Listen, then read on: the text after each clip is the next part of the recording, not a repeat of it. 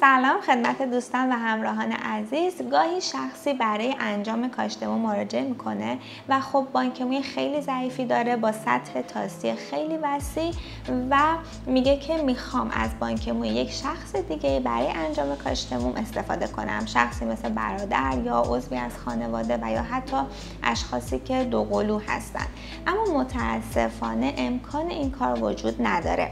توی انجام کاشت مو ما میتونیم اون مو رو پیوند بزنیم، اما پیوند برقرار نمیشه و سیستم ایمنی بدن بر علیه اون عضو جدید مقابله میکنه و بعد از 2 هفته که موها به صورت طبیعی در فاز تلوژن میرن و موهای کاشته شده ریزش پیدا میکنن، بعد از اون موهایی که کاشته شدن رشدی دیگه نخواهند داشت. به همین دلیل پیوند مو فقط و فقط از خود شخص میتونه صورت بگیره، حتی برای دوقلوها هم این امکان وجود نداره.